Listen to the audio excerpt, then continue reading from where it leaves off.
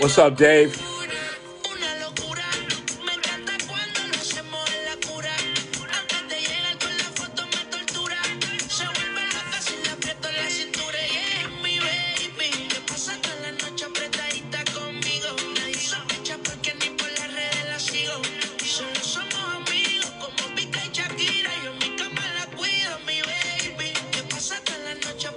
Brother Ronald Moore, praise the Lord, man. Eric Wilcox, you just had a birthday. Happy birthday, brother.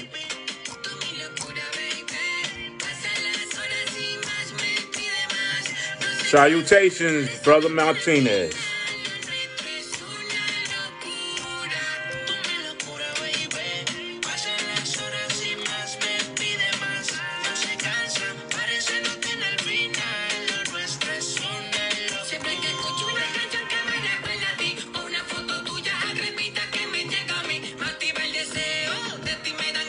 Good afternoon, Brother Stephen Tat. How are you? Just waiting for a few more people to get up on here. We're going to start the conversation. Brother Tyrone Hampton, what's up?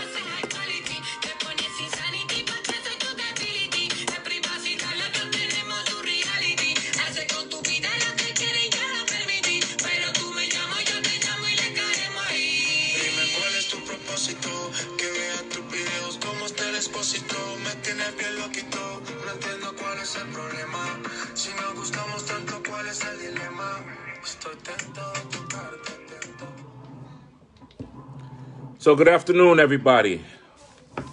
It's been since January since I actually did a live one here. It's been quite busy, very busy. There's always a fight when it comes down to transit, and we just got to do what we got to do to defend things. We also got to do things to educate, because I think education is the key, and I think many of y'all will really agree with that. I want to shout out Jasenia. She's not on here, but Jasenia from Michael J. Quill. I got your stuff on. Live life. This is your thing. I'm representing you today with that. Shout out to Jasenia, and she's about living life and peace and love and happiness. So that's what it's all about. After it's all said and done, these politics are what they are. They involve we evolve from it, and that's just what it is.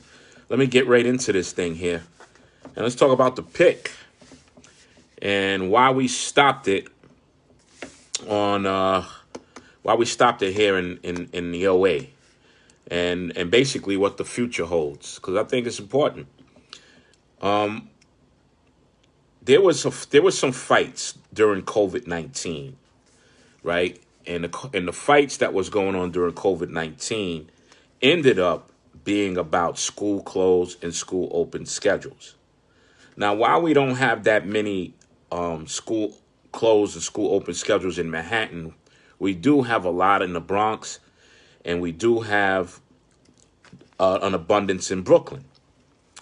My counterpart in the Bronx and I discussed this with our vice president, Richard Davis, and we went forward with a grievance because Staten Island, which is a local 726 of the ATU, they filed a grievance because they was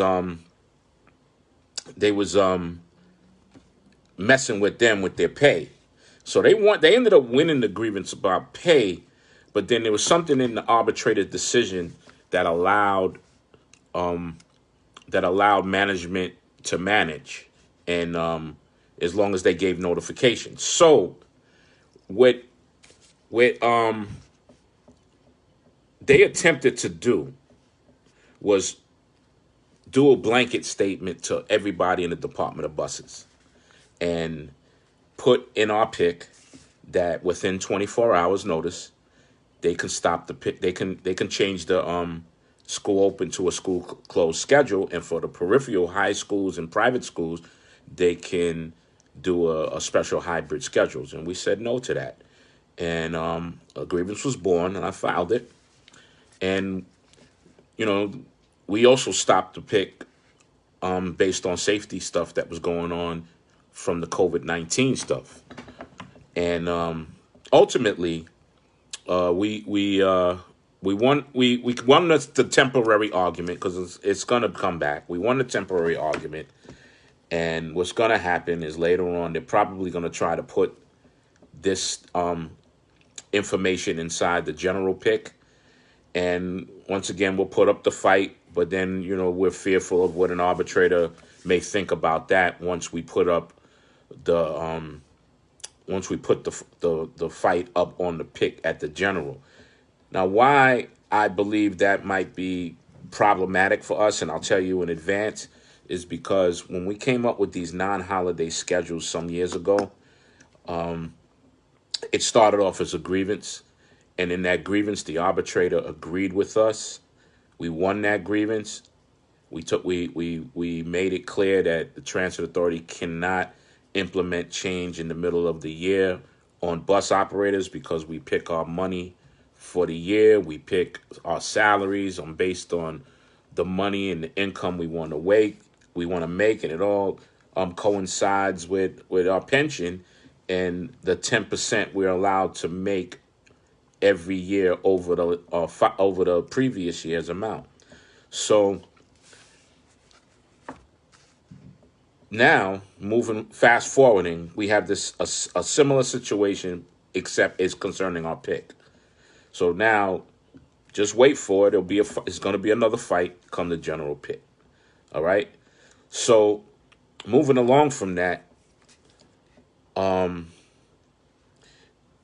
we all heard in the media, and it's been ongoing talk about MTA officials weighing in on whether to cut New York City subway and bus service.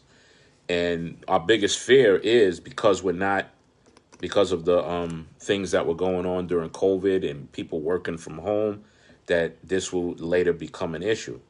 So, I encourage the members to make sure that they're picking up the people, because this is going to be an ongoing fight that we have to continue.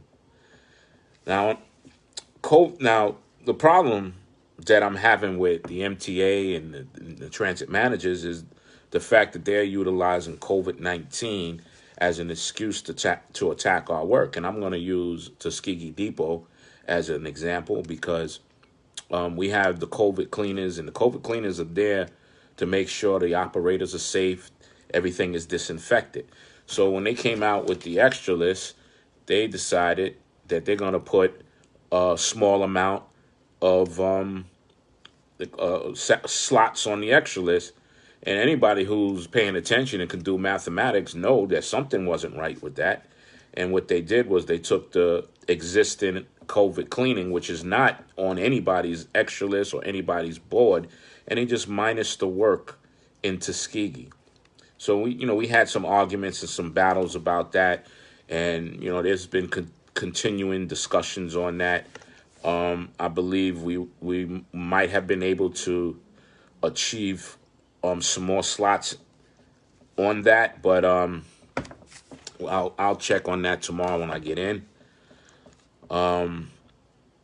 Moving on, you should know that TW Local 100 President Tony Utano and the other MTA union reps have been organizing to attack some type of change on the spitting laws. Now, currently, the spitting laws are essentially a violation, and a police officer has to witness it actually occurring.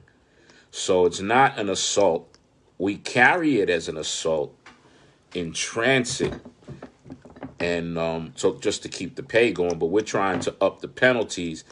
And while upping it from a violation to misdemeanor appears to be BS, there you got forces against the fact that people are top heavy on violations, such as or people going to jail.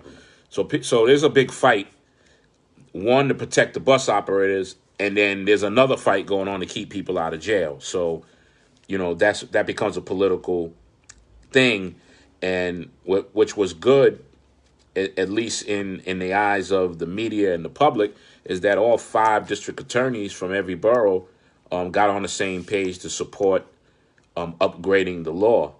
Now, what it really means is once you make that law a misdemeanor, a police officer does not have to witness the actual spitting assault. What happens is the police officer can take your statement as you being the witness. The other way around, the way the current law is, the police officer actually has to witness to take any action. So that's what this fight is about, and hopefully we can make incremental change. Now, I filed a grievance in traffic checking because management tried to move work, or actually did move work to the staff analyst. I had a step 1 on that particular issue on Friday. Now, like I said, transit, they're not your friend. A lot of these social media pages out here that are out here talking our secrets and things of that nature, transit does get on here and review the pages and look at ways that they can pick things off. That's why I don't invite management on there, and anybody who would dare to show management a video of anything that I say, you should just take yourself out of the union because you're a traitor. But anyway, on Friday we did a step 1 over the phone. The phone call consisted of myself, Consuela Williams, and Monique Baptiste from Traffic Checking and Labor Relations. Now, why it's important? It's actually important for everybody, because you have to understand that when something is on our pick boards, that's our work, right? So the grievance hearing with the phone conference with the traffic checking operation and myself, I made arguments that certain video surveys, because traffic checking does video surveys for fare evasions, was traffic checking work. And because it was on their pick board, the jobs were removed and given to staff analysts. All right. The authority made the argument that prior to the picks in question, an analyst was doing this work. The analyst became inundated with the work.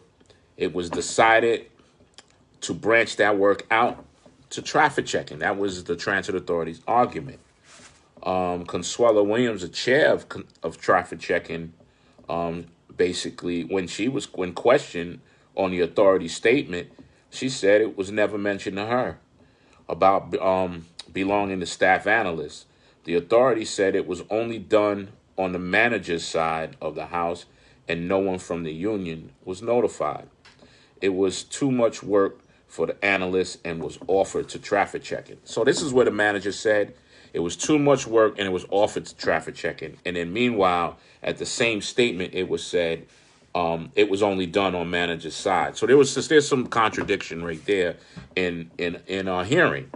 My answer was I have no way of verifying what the authority is saying, whether the staff analysts had the jobs or not. And I argued that not that that rate that's not the issue here. The issue is the job was on our pick boards, and I'm taking in a position that the work belongs to traffic checking. Now, once it became work that we had to pick from, it became our work. Now, in the land of the TW, we have a lot of departments that pick. When they start moving jobs off your pick to go somewhere else, that's a violation of the contract because it's a violation of your pick, and you have a right to challenge it, which I'm challenging here. All right.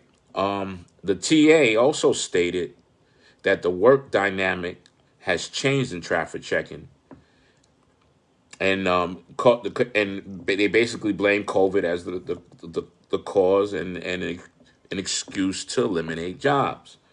I let them know that my concern is I think TA management is taking advantage of COVID-19 to eliminate jobs. We all know this situation with COVID will not remain. What's the purpose of all these vaccinations if the authority doesn't plan on normalizing things? And the response that I got was the majority of traffic checking are refusing to be vaccinated. So they're using a scared and a fear tactic of people really not wanting to vaccinate because of the climate. We all know that the Tuskegee experiment, these things exist in our memory, and for that alone, it's fearful to take a vaccination shot. We don't know. You hear so much things on social media about this being trials. So this is a trial period. I have no way of knowing. I have no way of spelling that out to you, right? The problem that I see is that, what I said earlier, they're going to use anything in order to make the case to reduce work.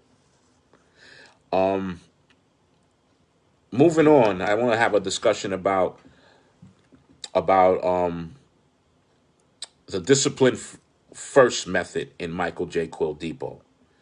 Now, those of you who follow me, those of you who are on this video with me know I am the division chairman for MAPSTO Division 1, which is the Manhattan Division. And I represent Michael J. Quill, Manhattanville, Tuskegee, traffic checking operations, Mother Clara Hale, and the money truck. And Friday I just did some step 2 hearings. And I have great concerns because as I was going through many of my members' records and matching them up to the disciplines that were being issued, none of it was matching. Everything was out of progression. And I would have to say one of two things: either management over in Quill is not in tune with the collective bargaining agreement as they should be, or they're trying to take advantage and hope that people, because they don't want to go to their hearings, hope that they would just accept the penalty. And that's quite ridiculous. And as I see it as an attack on a war. Like they're like creating this war, and then try to say, and when we fight back, that we're violating some type of a Taylor law. I mean, this is ridiculous. Management not understanding the collective bargaining agreement is not acceptable at all, because when we negotiate a contract, every single one of our members there's an understanding that we have to understand the CBA. CBA is posted on the TWU website. Just in case you don't have a hard copy, every chairman in every one of our depots has a copy of the contract. I have a copy of the contract in my office. So we are expected to know the contract, and we expect management to know the contract as well. Now, moving on from that subject, dispatchers are not paying our people correctly when people are doubling up. All right, I just want you guys to start paying a little bit more attention to when you do a double up. If you do a full run and then you pick up a second half, and a lot of people had complained about Jose in Manhattanville, how he took so long to do the list. And there, I'm going to make you guys understand why he takes so long to do the list now. The dispatchers in that location and others, when you do a double up, whether it's a full double up or it's a piece, they're in certain cases, and I don't know how many it is because it hasn't all come to my attention. I've had 3 come to my attention. I question the dispatcher on their knowledge of certain things, and they didn't have the knowledge. So I decided to make a blanket statement to management on sending an email to their dispatchers so they could make these corrections.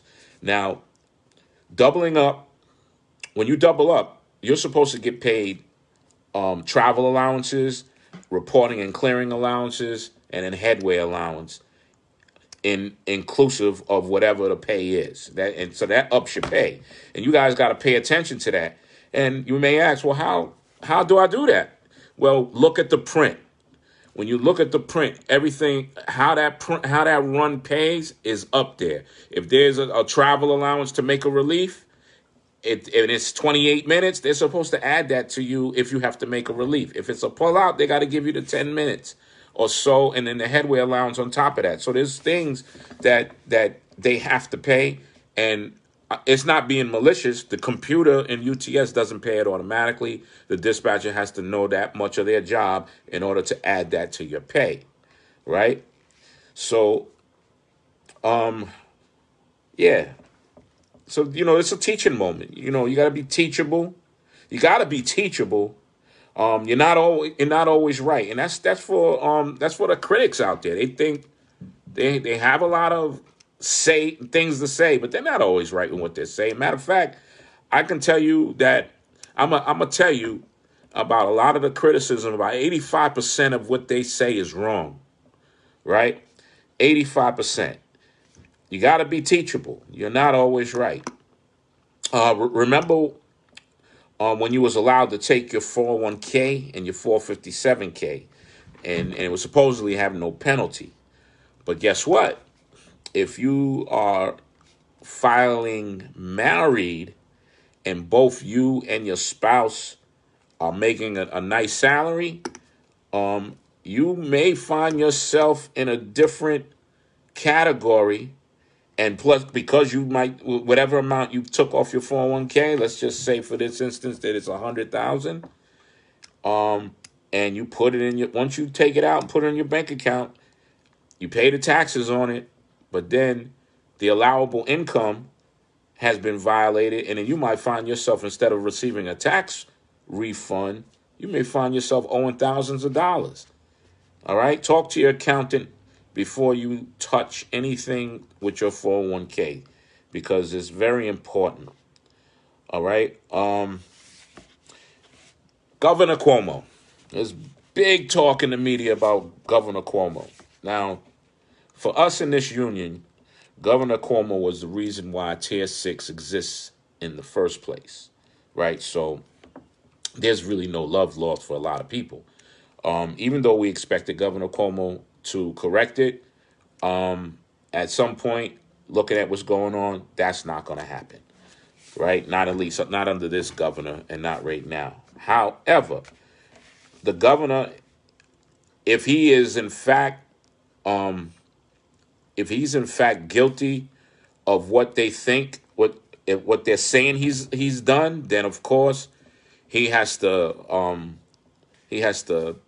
face the issues. He has to be dealt with. But it's an investigation, and people are coming out now, one after the other. Where were they before? I don't know. So I'm gonna give him. I'm gonna give what the law gives. He has a right to make his case. The investigation is going on. He has not been convicted by anybody.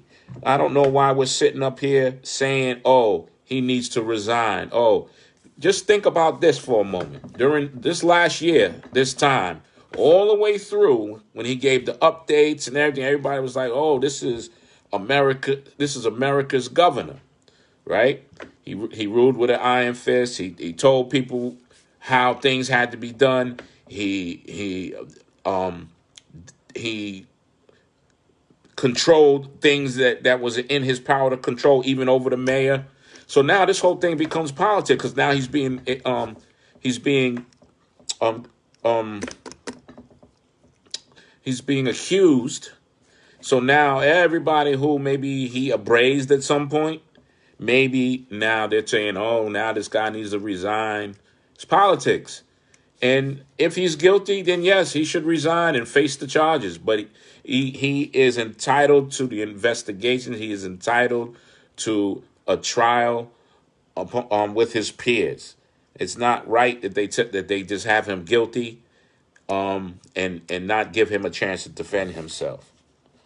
Things are possible, but things are possible that all of this is true that would happen. But he still has his rights. Give him his rights. All right. Now I want to talk about the COVID-19 policy in the mask policy. Is unambiguous.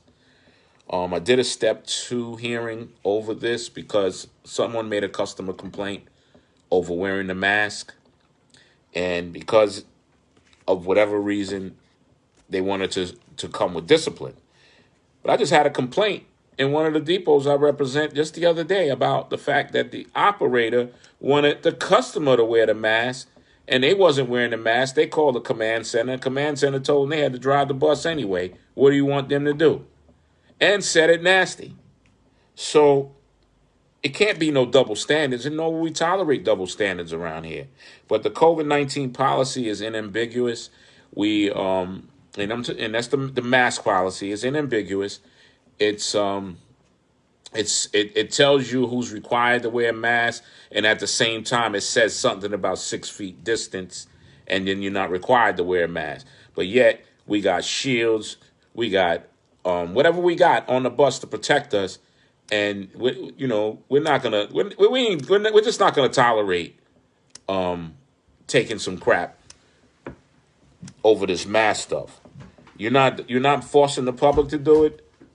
So being that you're not forcing the public to do it, we're not going to take the fact that that our operator should be forced, right? Especially when he's well within his cockpit, well within his protective area, well within the supposedly 6 feet line that the transit authority made to keep us safe. So please, all right. You gotta be mindful about social media and the misleading facts that's out here. It's all over the place. A lot of misleading stuff out here.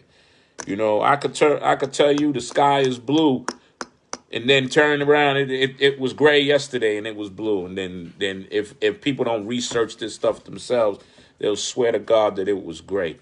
So you gotta do your research. You gotta do your own research.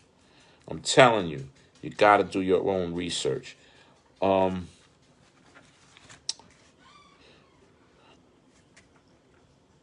by the way, just in case, please don't know,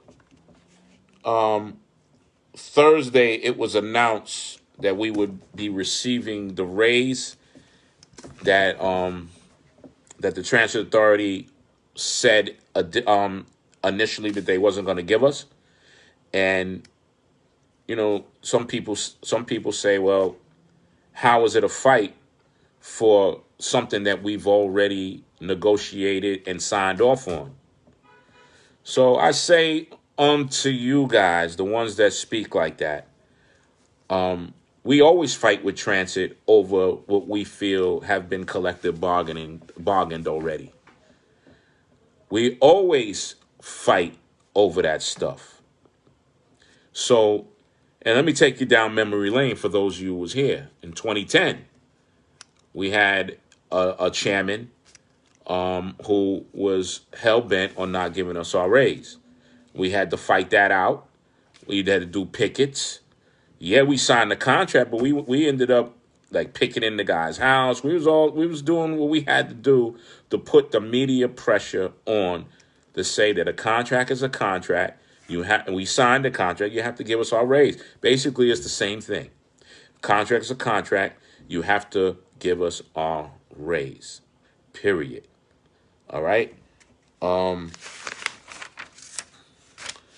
The union structure. I want to go over the union structure with you guys real quick.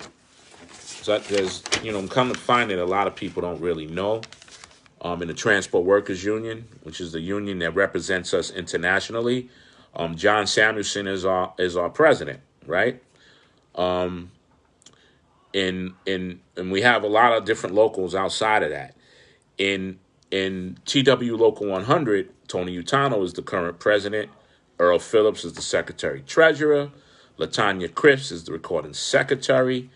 And Linwood Wichard is the administrative vice president.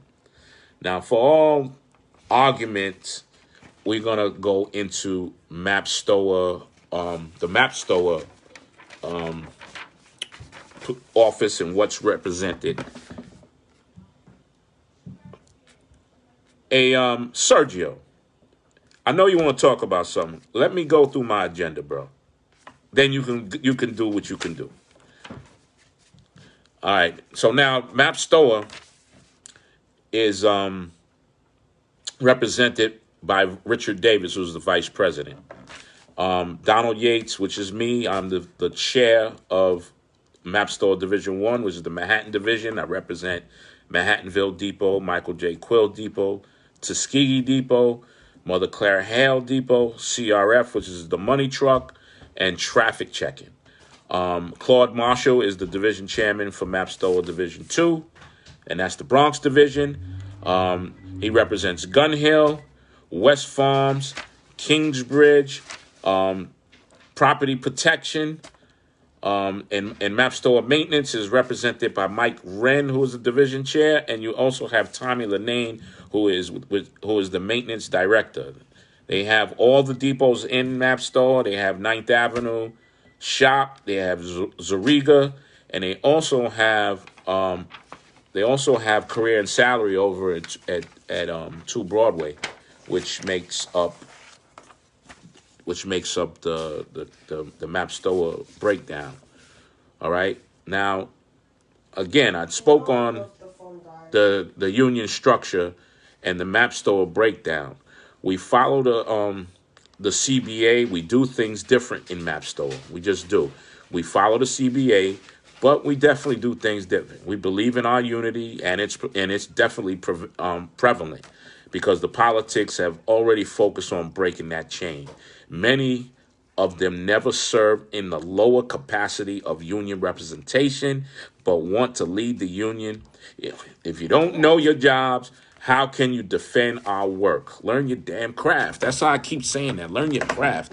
You can't criticize me and not know what the hell I do, period. But you're entitled to that criticism, unfortunately, because it's a democratic place.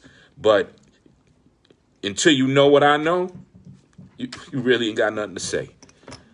Now, with that being said, I have brother, where you at?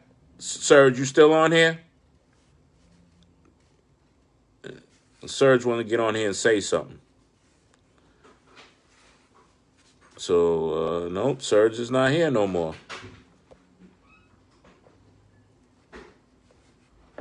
Serge, you can, whatever it is, you can ask your question. You can ask your question, and I'll answer you guys offline. I'm actually, okay? Okay. Hold on. Let me try and hit you up, Serge. There it is, Sergio Wu. Okay, so Serge, you're gonna get on here. Hope you got the internet to do it. There he is. Yo, what's good, brother? Man, you had the nerve to interrupt my little update. My bad, yo. My bad. My fault. It's bothering you, but you want to interrupt me. Yo, my fault. All right. Listen, I real quick, man, just got a lot of concerns about this. No being able to do finish ups no be able to call in to do some RDO work from the crew that's going on in the Bronx. I mean, you guys saying it's not happening in Manhattan, but I heard it's happening in Staten Island. What's the situation with that? Because I'm hearing a lot of different stories. Well, I just got wind of it in happening in, matter of fact, in Michael J. Quill this past Friday about the work over there. So it is something that's happening, and we have to investigate that further. I will tell you that this happened before. This happened in 2010. We talked about their budget. We discussed the grievance. The one thing that we all found, and you can investigate this, don't take my word for it. Now, you know, when they reduce work, or if they cut a line or whatever, they have to do what's called they have to do meetings with the public, and that's a 10% cut in service. They have not reached those levels. They have not reached those levels. So them not filling certain pieces of work, the only card we can play that is safety. Yep. Other than that, they are within the realm of being able to. They have to put the work out. They don't have to fill the job when it goes down unless it goes over 10% of the work. Okay. Yeah, but that's that's a lot. Not for nothing though. And I got a lot of respect for you, but at the end of the day, that's a lot of. I don't want to hear that. At the end of the day, you're going through a COVID situation. You're going through a lot of different things, and this opens up Pandora's box for a lot of different things. And if it doesn't get nipped in the butt now, and people are investigating this now, when Tuesday makes a week, then someone's behind the ball here. Well, and at the end of the day, no one should be behind the ball. No one should be going down the road with 4 leaders gone. There's 5 open runs on the 5 bus, and there's no overnight work. I mean, it's not an overnight bus either. That shouldn't even be happening at all. I mean, if it's a safety issue, then if you don't have a leader, if you don't have 2 leaders, and then you're going down the road and you're doing double, triple the work, that's not a safe situation either. At the end of the day, our pension is a private pension, and runs going out and things moving. Well, this is the point that I'm saying, is that safety. You said it yourself. So there's something that I have to address, at least on my side, and will address. And normally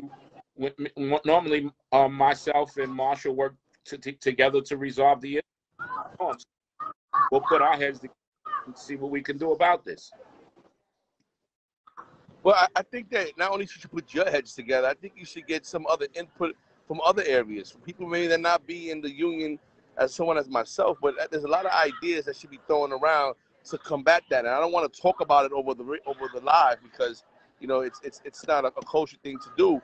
But there are strategies and strategic strategies we can do to change that. And and the union, Marshall, you and everyone else should be open to hearing things, because if this doesn't get taken care of now, what's next? Well, once again, and I don't know if you heard me the first time, but I'll say it again.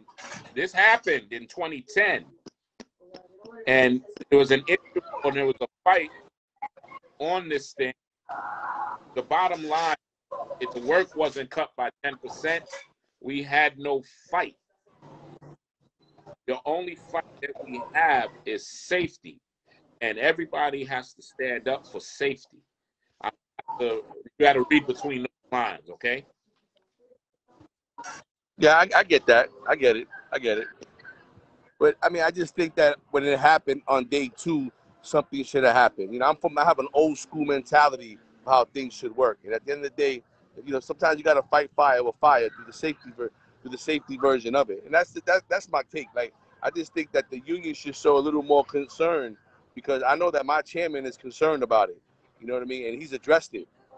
And I think that everyone should stand up and question it, not only a few members, because everyone should address it, because it's a problematic system that might get bigger later on down the road, especially with the article that went out in the Post about how transit saved $1.6 billion in overtime and looking to do another 2.3. So where is that other 2.3 coming through? The Department of Buses, I mean, how steep is it going to be? You know what I mean? We need to be prepared, and sometimes we need to react. You know, sometimes we need to strike first before we have to sit back and react and do what we're going to do. All right. Well, the point well taken. Well, I'll definitely have some discussions on it, and I'll definitely make a report to my division meeting on the issue that we need to move forward. Okay. Listen, I thank you for taking the live. I appreciate it. Something I need to speak about. All I want to say is thank you for your work, you know, your dedication, and all the members that are on here. You know, you need to ask questions, and don't be scared to ask questions and take a stand, because at the end of the day, this is some work that our kind of work can never be contracted out to China or Indonesia. It's something that stays within the country, and it's either they'll either cut runs or cut time and consolidate, or give it to a robot in the next 20 years. And we got to start fighting now. And after that, I got to go. I got to grab my son. Yeah, well, you enjoy your beach, man, because I wish I was at the beach. Anyway, y'all. Yeah, I don't want talk to you. I'm gonna get offline here. Any other questions you have? You can ask me online. All right, brother. Thank you. All right, be safe, guys. Thank you. All right.